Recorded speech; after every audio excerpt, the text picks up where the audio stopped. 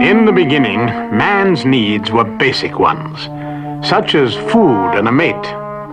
When the sun rose, he could see the world outside his cave, and he felt secure.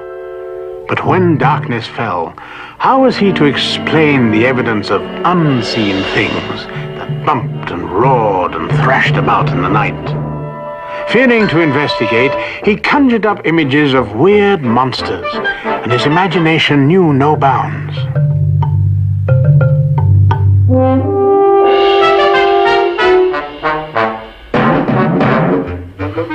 Later on, man refined his images of monsters, basing them on animals he knew, but put together in grotesque combinations. Unfortunately, however, by now he had come to believe that such creatures were real, and centuries passed before he gained the courage to actually investigate. Today, of course, these creatures at least remain as mere decorative symbols. Science and reason have brought modern man to the realization that while imagination is one of man's greatest attributes, it must be supported by investigation and fact. But still in all, just because evidence may at first appear to be purely imaginary, it cannot be totally disregarded. For example, in the late 1700s, letters from Australia reported sightings of a strange, improbable creature. It was described as having the body of a small, furry animal, but having a large duck's bill instead of a snout. It had webbed feet, a tail like a beaver's, and laid eggs, as birds do. Naturally, such unlikely stories were rejected by serious-minded men, until a duck-billed platypus was presented before their eyes. As late as 1860, stories coming from Africa told of a ferocious creature that prowled the jungles of the high country. This one was described as a hulking, man-like beast, covered with hair, except for its horrible face. Of course, upon investigation, this monster turned out to be the gorilla. In appearance, much like the mysterious reports, but by nature, a gentle vegetarian. Even today, other such examples are to be found, and Loch Ness, a large inland body of water in the Highlands of Scotland, is the locale of one of the most famous unsolved mysteries of modern times. Let us use our own imagination as we investigate more fully the story of Nessie, the Loch Ness monster. First, there is the evidence. Eyewitnesses who claim to have seen a most unusual creature. It was from this point I had my first and best sighting in the month of May 1934. Standing here one lovely summer morning, sun shining brightly, loch flat calm, and right out from that green point I saw this huge animal, 30-foot body, head turning like so, and the neck 6 feet above water. There were two small trawlers coming through the canal, about to come into Loch Ness, and I'm positive the animal heard the beat of the engines. Well, the first trawler came out, and as soon as it came within the animal's view and mine, terrific dive, and there was a terrific upheaval in the water. That was my best sighting, out of 18. Well, it was over 5 years ago, on the 2nd of August, in the afternoon, about 3:30, and my husband noticed our neighbours were excited, and also people along by the shore here. And he said, I think there must be something exciting in the loch. And he rushed out, and he said, come on, for goodness sake, there's the monster. And I said, what rubbish. I said, I'm not going. He said, well, if you don't come, you'll be very angry, because this is something I've never seen. So I grabbed the binoculars and went out, and there it was plodding up the loch. It was all wriggles, it wriggled like this. And my husband thought we saw between 20 and 30 feet. Yes, I've actually seen it twice. The first time was opposite the castle. It was going at a terrific speed.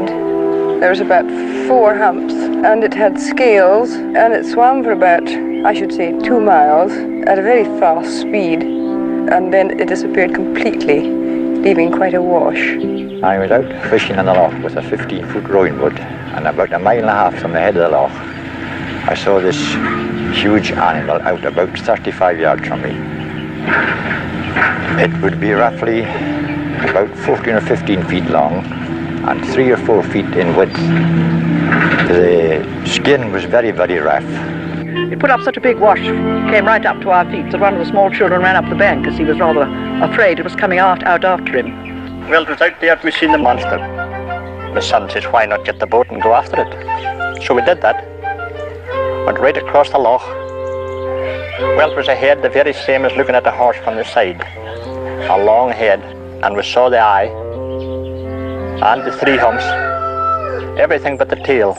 Well, from what I've seen myself, and from what I've gathered from the people who've had very close sightings of these creatures, it's my feeling that they must be invertebrates. That is to say, they're not creatures with a skeleton at all. They're creatures of the class of slugs, of worms, that type of thing. Because so many witnesses have seen them changing shape. Then one hump disappeared, then another one, then the other one. Dark grey, crinkly looking, something like the elephant, you know, when he's walking. It was dark in colour, and we saw between 20 and 30 feet. Nothing at all is known about the identity of these creatures. Head coming up and down as if it were fishing. Or salmon leaping out of its way. We saw this huge thing in the water. Before I got a fright, I felt a hair stand in the back of my head. But we just saw the great black hump. There were 7 humps. We've seen the 3 humps. One hump rose. The whole body was a mass of wriggles. Terrific splashing in the loch. Terrific commotion. Then it sank. Queer beast. An enormous size. The centre part was thicker. A great black creature Shiny, black blob. rolling up the loch. A very objective thing. I never saw the likes of it before, never since. This is something completely new to science. Yet there is much controversy as to whether he is really fact or fiction, monster or myth. So the mystery continues. But nowhere is Nessie more alive today than in the minds of the local school children. Here they're holding a Nessie drawing contest. As you can see, the various shapes, colors, sizes, and many forms the monster takes is only limited by the child's imagination.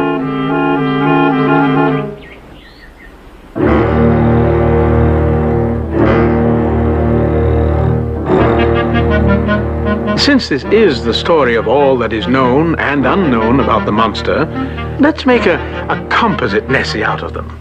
And perhaps we can get the story right from the monster's mouth. Nessie!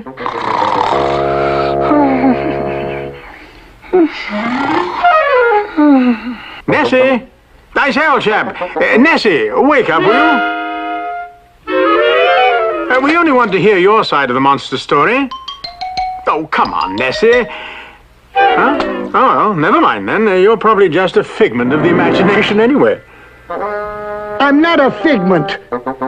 I'm a monster. Oh, come now. Aren't monsters to be found only in fairy tales and such? Oh, a lot you know. I come from a long line of monsters. Just look at some of my ancestors. Most of these prehistoric dinosaurs were amphibious, like me. They were so huge that on land they could hardly support their own weight, so they ended up in the lakes and lagoons, like me. By the way, dinosaur means terrible lizard. And by far the most terrible relative of all was my great-great-uncle, Tyrannosaurus Rex.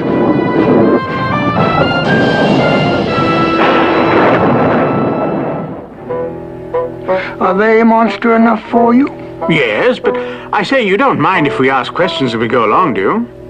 Well, be my guest. Well, haven't dinosaurs been extinct for millions of years? So what? The coelacanth was supposed to be extinct too, until a few years ago when he popped up in a fisherman's net off Madagascar. I'll have to admit you've got a point there. And here's another one. Right now, I've got a bunch of gruesome-looking cousins down on the Galapagos.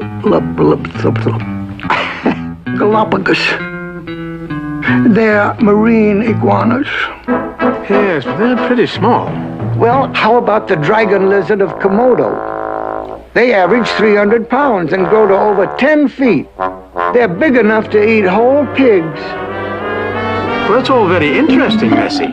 But the real question is, how could monsters like you come to be in a loch like this? Well, it just so happens that at one time, the loch was part of the sea, you see. Well, about 15,000 years ago, the loch and the sea around it was covered with ice. Then, about 3,000 years later, the ice melted and the sea level rose about 200 feet. And my ancestors could easily have come in at that time.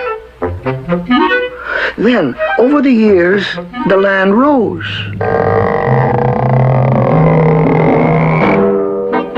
And locked them in the loch. Well, I suppose it could be possible. And it's really not a bad home for a monster. Well, there's plenty of room to bask in quiet coves. It's a 50-mile beautiful sightseeing swim around the loch. And practically everywhere you look, it's like a painting. And if you want peace and quiet, my favorite place is down at the end of the loch, right here in front of the abbey. All right, Nessie, all right. Now let's get back to the point.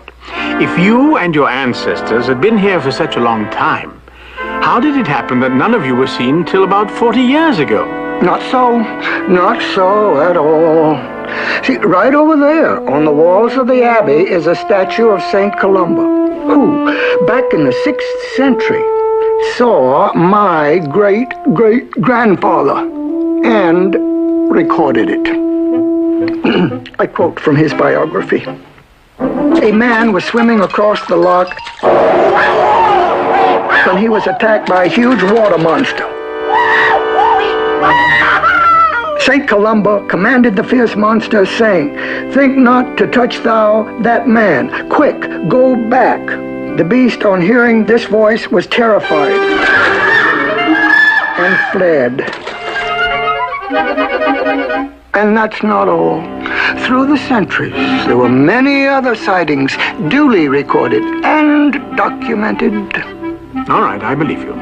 But I still say the Loch Ness Monster didn't really make the headlines till, about 1930, wasn't it? It was 1933, to be exact. The year they built the road around the loch. I remember I was down deep, relaxing in a hidden grotto.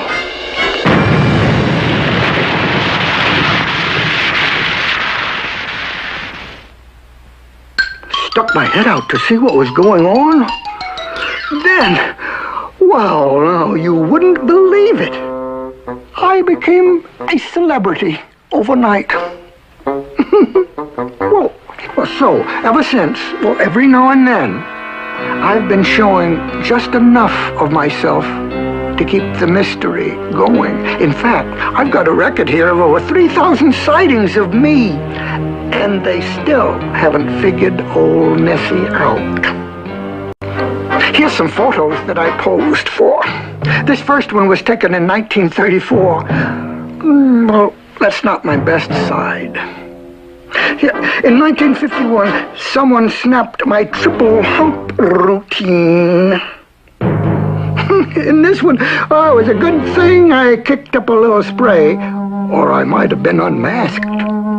Here's a sighting I planned in 55 to give myself some scale. See, the castle's 50 feet, so I've got to be at least that. Of course, if you're not convinced by now that I'm for real, well, I guess you never will be. Nessie, you haven't shown us any scientific proof. Scientific proof?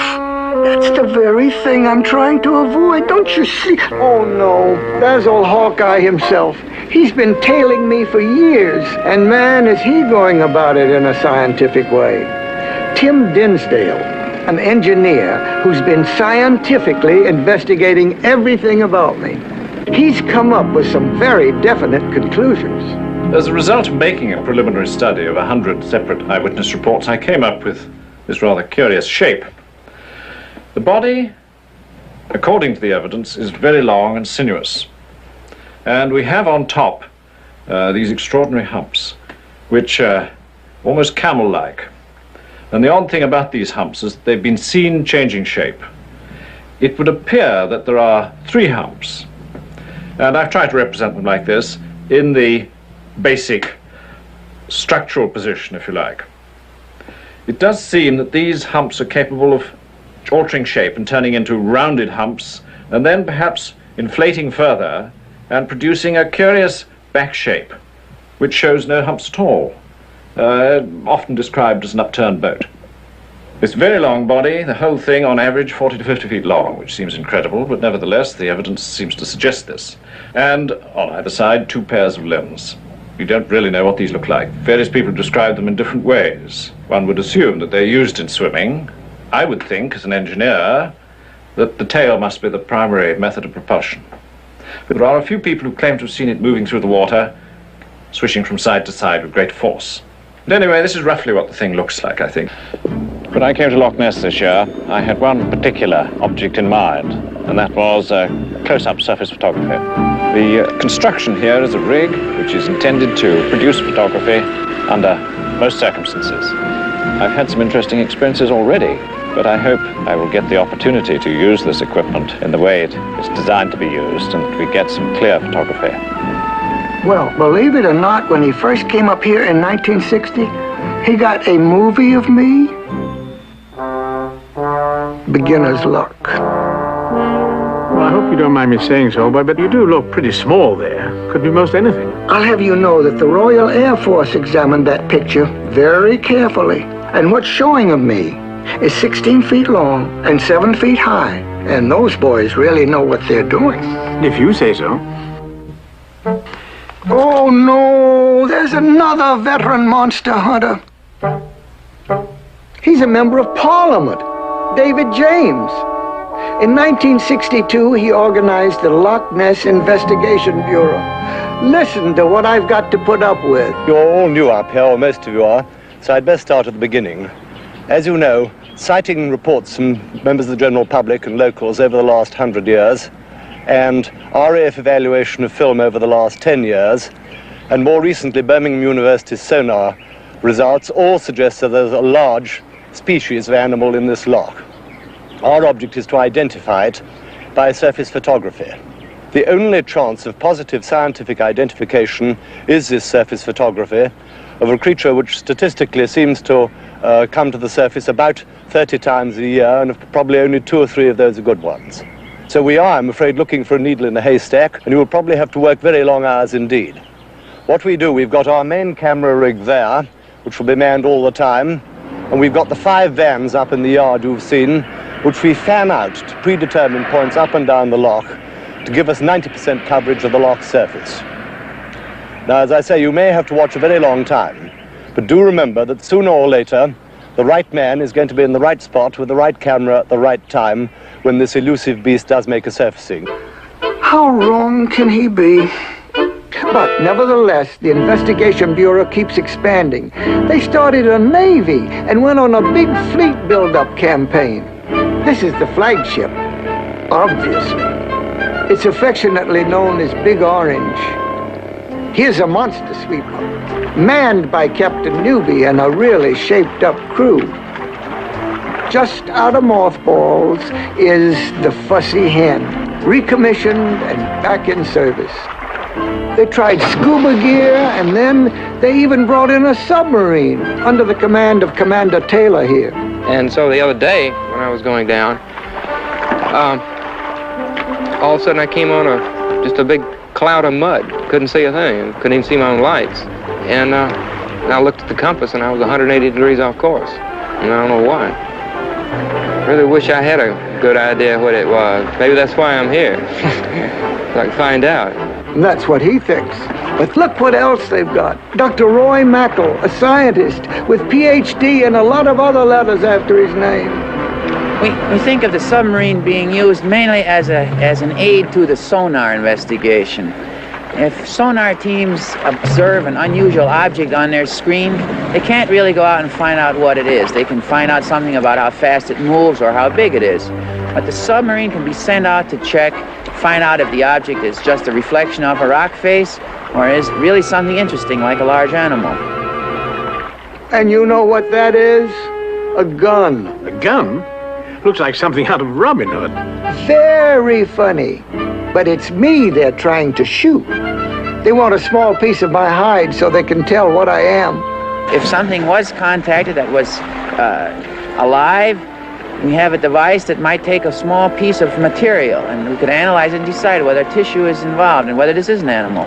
If we were fortunate, if it was a unique enough specimen, it might tell us a lot more. We wouldn't know that until we had a chance to examine the material with immunological and electron microscopy and so on. Gosh, it sounds kind of serious. Whatever he said. I've got a question.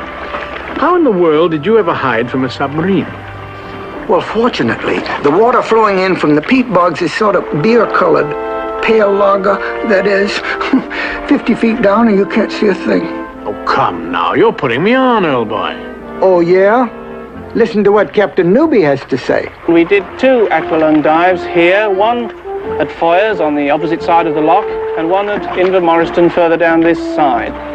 In each case we found that at about 80 feet the water was so dark you could literally see nothing at all. So they called in the Air Force and tried to spot me from above. Looks like Wing Commander Wallace is getting ready for the dawn patrol.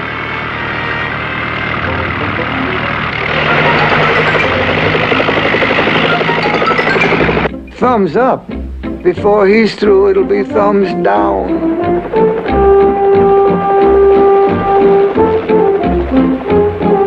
Sometimes it seems like a monster hunter population explosion. Look, the place is swarming with monster hunters. And there is one problem. They're getting more scientific all the time. Look at that stuff. I say, Nessie, that looks like rather sophisticated sonar equipment. Sonar! They've got a fix on me. This could be the beginning of the end. This is serious. They're getting some readings I don't like. Look at all those crazy blips. This doesn't look like much, but to an expert it could be me. Oh, it is me. That's all. Forget it. Goodbye.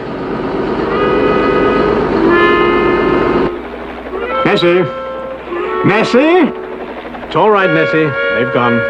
You can get on with your story. Well, that's all there is. You've had it. That's the whole story. What story? A few fuzzy pictures, a handful of witnesses, and a sonar chart? What does that prove? Well, it proves just enough and not too much. Listen, my friend, I've got to keep the mystery going. After all, my whole future's at stake. But it's not just me. It's those kids, those little school kids. And I'm not about to let them down. You see, I'm the guy that turned on their imaginations. 'Cause there's nothing more intriguing than a mystery. Someday, investigation may explain away the mystery, and the loch will have lost its monster. But even if this happens, more will have been gained than lost. Whether Nessie turns out to be a totally imaginary creature or something based on reality, we will have another example that evidence, however strange, combined with imagination and with investigation, can help us learn a little bit more about the world we live in. There is yet much to learn, and many mysteries to solve. Unexplained footprints in the snows of the Himalayas still call up images of Yeti, the abominable snowman. Fuzzy photographs from the woods of the Pacific Northwest offer convincing evidence to some of the Sasquatch, or Bigfoot. Sightings of unidentified objects in the sky have attracted a host of those who believe not only that they exist, but that they are guided by creatures from other planets. These mysteries, too, may someday be solved. But to those with imagination and an open mind, and the courage to investigate new or unusual evidence, there will always be a special challenge in exploring the unknown.